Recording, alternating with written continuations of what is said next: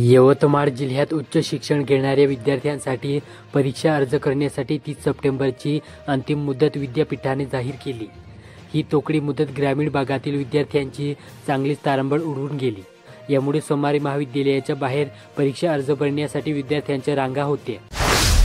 यवतमाळ जिल्हा परिषदेअंतर्गत कार्यरत असणारे दिव्यांग अधिकारी, कर्मचारी, शिक्षक आणि शिक्षकेतर कर्मचारी हे दिव्यांग प्रमाणपत्राच्या आधारे शासनाच्या विविध सवलतीचे लाभ घेतात।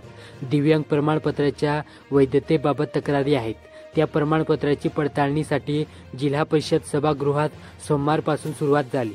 पहिल्या दिवशी 201 कर्मचाऱ्यांनी हजेरी लावली होती। त्यांच्या प्रमाणपत्राची पडताळणी करण्यात आली। पथकातील सदस्यांनी विचारलेल्या प्रश्नांचे उत्तर देताना अनेकांची दाणादाण उडाली होती।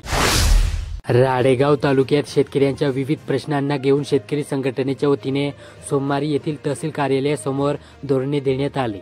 यामध्ये तालुक्यातील शेतकरी सहभागी झाले होते।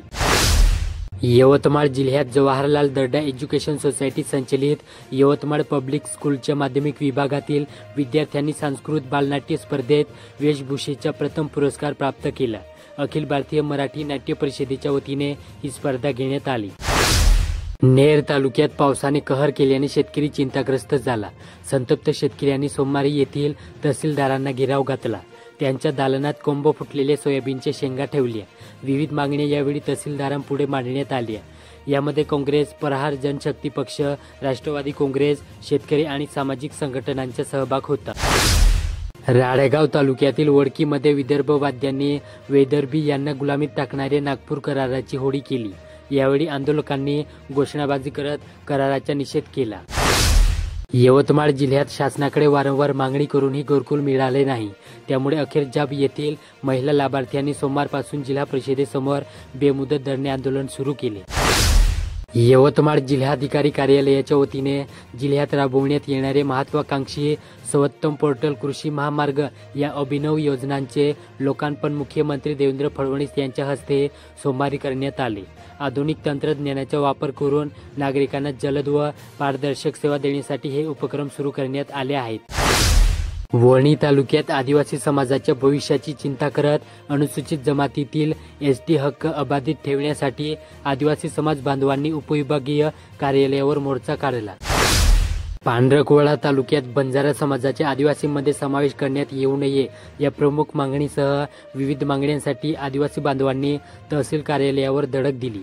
आदिवासी आरक्षण बचाव कृती समितीच्या वतीने येथील तालुका स्टेडियमवरून निघालेले या आक्रोश मोर्चाने संपूर्ण शहरवासियांचे लक्ष वेधून घेतले होते। वाढत्या उत्पादन खर्चामुळे शेतकरी अडचणीत आला। त्यातच नैसर्गिक बदलामुळे शेतीसमोर संकटे निर्माण झाली। यावर नैसर्गिक शेतीच्या माध्यमातून मात करण्यात येईल।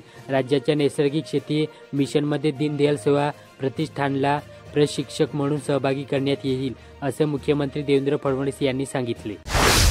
यवतमाळ जिल्ह्यात मुख्यमंत्री देवेंद्र फडणवीस यांनी सोमवारी सकाळी यवतमाळ शहरातील गोंधळी मार्गावर असलेल्या अवधूतवाडी पोलीस स्टेशनला भेट देऊन तेथील व्यवस्थेची पाहणी केली। पोलीस प्रशासनातर्फे 27,11,000 रुपयांच्या निधीचा धनादेश पूरग्रस्तांच्या मदतीसाठी मुख्यमंत्री सहायता निधीच्या नावे यावेळी मुख्यमंत्री फडणवीस यांनी पोलीस अधीक्षक कुमार चिंता यांच्या हस्ते सुपूर्द करण्यात आला। त्यानंतर मुख्यमंत्र्यांच्या हस्ते वृक्षारोपण करण्यात आले। मुकुटबन येथे अतिवृष्टीमुळे शेतकऱ्यांचे मोठे नुकसान झाले। त्यामुळे शेतकऱ्यांना एकरी 50,000 रुपये मदत द्या या मागणीसाठी खडकी येथे सोमवारी रास्ता रोको आंदोलन करण्यात आले। सुमारे 3 तास हे आंदोलन सुरू होते। आंदोलनामुळे वाहतूक ठप्प झाली होती। उमरखेड तालुक्यात चालगणी येथे अतिवृष्टीमुळे घरांचे नुकसान झाले। तलाठी ग्रामसेवक यांनी नुकसान झालेल्या घरांचे पंचनामे न करता उंचीवर ज्यांची घरे आहेत त्यांनाच घरांच्या पडझडीचे अनुदान दिले। गरजू लाभार्थ्यांवर अन्याय झाल्यामुळे मंगळवारपासून एसडीओ कार्यालयासमोर ग्रामसेवक व तलाठी यांना निलंबित करावे व नुकसानग्रस्तांना मदत द्यावी यासाठी उपोषण करणार आहेत। यवतमाळ जिल्हा परिषद पंचायत समिती निवडणुकीच्या पार्श्वभूमीवर गत काही दिवसांपासून प्रशासनात मोठी धावपळ सुरू आहे। अंतिम प्रभाग रचना, मतदार यादी कार्यक्रम, आरक्षणासोबतच आता निवडणूक खर्चाचे बजेट तयार करण्यात आले। सुमारे 15 कोटींचा खर्च अपेक्षित धरण्यात आला। आर्णी येथील देऊरवाडी बुटले या गावात जुन्या वादातून दोघांनी काठीने हल्ला केला। ही घटना 27 सप्टेंबर रोजी रात्री 9 वाजता घडली। यात संतोष मधुकर राठोड हा जखमी झाला। त्याच्या तक्रारीवरून आर्णी पोलिसात गुन्हा दाखल झाला। यवतमाळ जिल्ह्यात समाज कल्याण विभागांतर्गत चालवण्यात येणाऱ्या शासकीय वसतिगृहांना भोजन पुरवठा करण्यासाठी शासनाने एका कंपनीला कंत्राट दिले. त्यामुळे संबंधित कंपनीकडूनच वसतिगृहातील विद्यार्थ्यांना भोजन पुरवठा होणे अपेक्षित आहे. मात्र या कंपनीने भोजन पुरवठ्यासाठी पोट कंत्राटदार नियुक्त केले. त्यामुळे भोजनाचा दर्जा घसरला असून याची चौकशी करण्याचे आवाहन अधिकाऱ्यांपुढे उभे ठाकले आहे. मंगलादेवी येथे आदर्श दुर्गोत्सव मोहिमेअंतर्गत येथील मंगलादेवी संस्थानच्या वतीने संस्थानच्या सभागृहात आरोग्य शिबिर घेण्यात आले. तालुका आरोग्य अधिकारी डॉक्टर जया चव्हाण यांच्या मार्गदर्शनात हे शिबिर घेण्यात आले. नेर येथे विद्यार्थ्यांमध्ये सृजनशीलता वैज्ञानिक दृष्टिकोन निर्माण व्हावा या हेतूने वटफळी येथील डॉक्टर आंबेडकर विद्यालयात विज्ञान प्रदर्शन घेण्यात आले. शिक्षणाधिकारी रवींद्र काटोलकर यांच्या सूचनेनुसार भरवण्यात आलेल्या या प्रदर्शनात गट शिक्षण अधिकारी मंगेश देशपांडे यांची प्रमुख उपस्थिती होती. कुर्हा येथे स्वस्थ नारी सशक्त परिवार अभियानांतर्गत बांबोरा प्राथमिक आरोग्य केंद्रात आरोग्य शिबिर घेण्यात आले. यामध्ये यवतमाळ येथील डॉक्टर ताई सिसोदिया, डॉक्टर प्रफुल्ल सिडाम आणि चुमेने तपासणी केली. 37 गरोदर माता, 31 स्तनदा माता व 35 बालकांची तपासणी करण्यात आली. यवतमाळ जिल्ह्यात सामाजिक न्याय विभागामार्फत मागासवर्गीय मुला-मुलींसाठी शासकीय वसतिगृहे आहेत. त्यातील विद्यार्थ्यांना निर्वाह भत्ता आणि मुलींना स्वच्छता प्रसाधनासाठी मिळणारे भत्त्यात वाढ करण्याची मागणी पालक व विद्यार्थी संघटनांकडून होत होती. आता निर्वाह भत्ता घसघशीत वाढला असून विद्यार्थ्यांच्या खर्चाचा प्रश्न सुटला. नवी वाढ 1 सप्टेंबरपासून लागू झाली. कुर्हा तळणी डांगरगाव घाटंजी रस्त्यांचे सिमेंट काँक्रीट रस्त्यांचे व पुलाचे काम सुरू आहे. या रस्त्यावर चिखलाचे साम्राज्य निर्माण झाले. रस्त्यावर व पुलावर खड्डे पडले. या रस्त्यावर अपघाताचा धोका वाढला. पारंपरिक पीक पद्धतीच्या तुलनेत केळीला मिळणारे उत्पन्न सर्वाधिक राहिले. मात्र त्यासाठी लागणारा खर्चही तितकाच अधिक आहे. सोबत पाण्याची व्यवस्थाही असावी लागते. याशिवाय फवारणी आणि लागणारे खत याचा खर्चही सर्वाधिक आहे. यामुळे केळीची लागवड करण्यासाठी सर्वसाधारण शेतकरी पुढे येत नाही. मात्र या सर्व परिस्थितींशी दोन हात करण्याची मानसिकता सोबत ठेवून शेतकऱ्यांनी केळीची लागवड केली. यावेळीच केळीचे दर पडले. यामुळे काढणीचा खर्चही निघणे अवघड झाले. शेतकरी सोलून निघाला.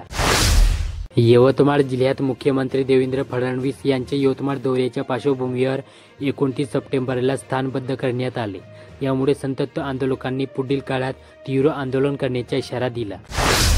यवतमाळ जिल्ह्यात क्रीडा विभागाच्या निविदा प्रकरणी खोटी माहिती दिल्याप्रकरणी निविदाधारकाला या विभागाने नोटीस बजावली. निविदा भरूनही आपला प्रक्रियेत सहभाग नसल्याची माहिती त्यांनी दिली होती.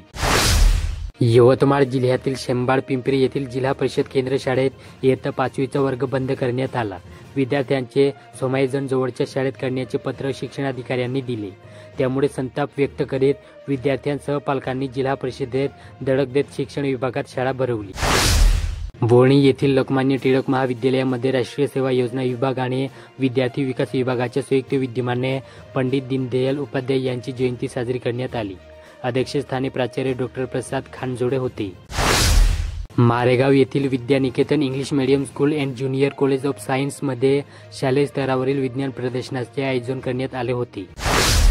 वणी येथे लगतच्या चिखलगाव येथील रामदेव बाबा मूकबधीर विद्यालयात दलित मित्र मेघराज भंडारी यांच्या मार्गदर्शनात वृक्षारोपण करण्यात आले. कायर येथील जिल्हा परिषद उच्च प्राथमिक शाळेत केंद्रस्तरीय शिक्षण परिषद आयोजित करण्यात आली होती. मुकुटबन येथे नवरात्री महोत्सवानिमित्ताने जामणी येथील महाकाली मंदिरात अखिल भारतीय खंजरी भजन स्पर्धेचे आयोजन महाकाली देवस्थानाच्या वतीने करण्यात आले आहे.